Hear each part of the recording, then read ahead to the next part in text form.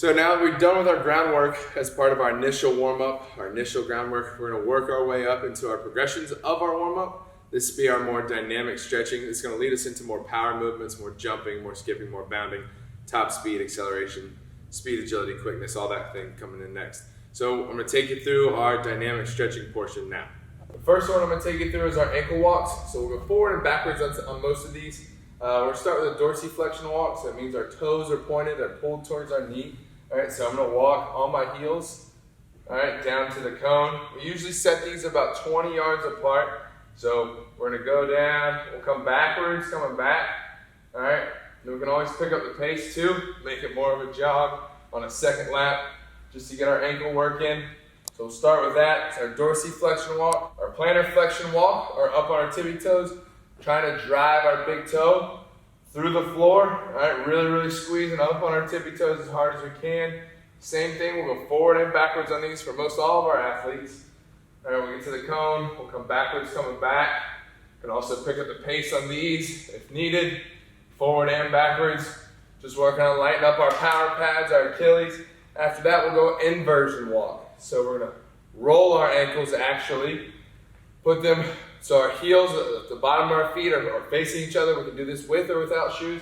And then we're going to gently walk forward. What we're doing here is creating this range of motion in our warm-ups so that if we happen to roll our ankle during athletic activities, this range of motion doesn't feel so foreign to us, so that we don't get as much pain, as much swelling, those kind of things. So that would be our inversion walk. Our world's greatest. So we're going to take a big step out. We're going to drive that inside elbow down towards the ground, reach up as far as we can. I usually tell my athletes I like to walk out into the next one. So kind of Spider-Man lunge into the next one, drive that elbow to the ground, reach up. Same thing. All right, drive the elbow to the ground, reach up. Next one's our lunge complex. So we'll go through forward, backward, and lateral lunge. So we're going to step out, forward lunge, drive into the next one. We got our forward lunges. All right, same thing with our backwards lunges. We like to add a little reach, stretch out the hip a little bit. So backwards lunge, add a reach, get a nice deep stretch out that hip. The last one we'll do is a side lunge. So big step out, sink our hips, stretch our groin, shift back, stretching the opposite side. And we'll either hop skip into the next one, or sometimes we'll do a turn. Still getting both sides when we do our side lunges.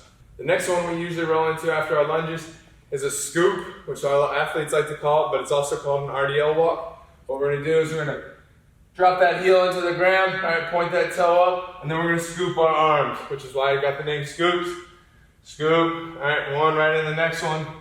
All right, our RDL walks, just like this.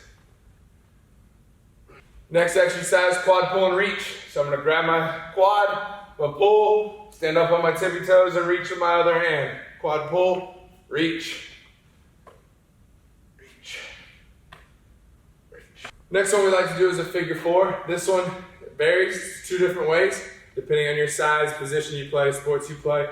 The first one, I'm just gonna grab my heel and I'm gonna pull it up to my chin. So I'm here, pull up to my chin, trying to get that heel as high as I can. All right, in that figure four position. The other way is if you can't get your leg up, all right, you're a big offensive lineman like I used to be, you're gonna cross, squat down and push. Cross, squat down and push. That way I'm pushing down on my knee, getting a similar stretch out of that hip. One right into the next one. Next one we got is a crossover. So we're gonna stand up, we're gonna cross our knee over, all right? We're gonna grip it, give it a hug, cross over. You know, most of the time this is a good stretch in the piriformis, low back. Sometimes you might get a little cracking and popping out of the hip. That's a good thing. Next exercise we have is a knee hug to toe touch. So this is a great one to work, again, stretch the low back, stretch the hips out, and work on our balance. So we're starting to work on our balance a little bit more. We're gonna grab knee hug, toe touch, okay? We'll go into the opposite side. Knee hug, toe touch. Notice I'm focused on my balance, all right? Whether I'm up at the top hugging my knee or driving down with my leg going behind me. Working on my balance the whole time. Next exercise we have is a Frankenstein kick. The Frankenstein kick is really good to activate the hamstring. So what I instruct is big kick up, swing it down quickly like you're squishing a bug under your foot. So up, quick. It's not how high you can get your foot, it's how fast can you bring it back to the ground to activate that hamstring. On the return trip, what we usually have the athletes do is add a little tempo to it.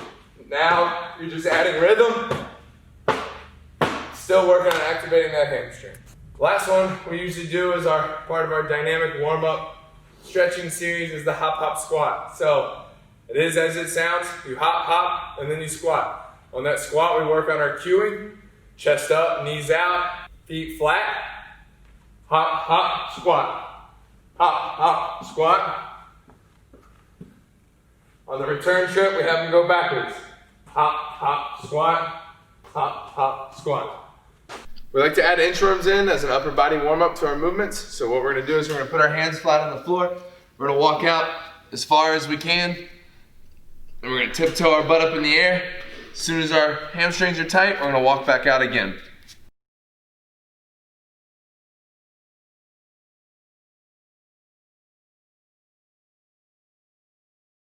For our bear crawl, we like to keep a really flat back. So think of this bear crawl as more of a warm-up for your shoulder girdle as opposed to conditioning that you guys have probably done with your teams. So again, working on a really flat back from the base of our neck all the way through our tailbone. Perfect flat back means my knees are floating off the ground just about an inch or two. We're gonna step, opposite arm, opposite leg, stand under control, knees stay under the hips. Take short little robotic steps. We can also do this side to side. So we go lateral directions too. Opposite arm, opposite leg. Going that way and back the other way.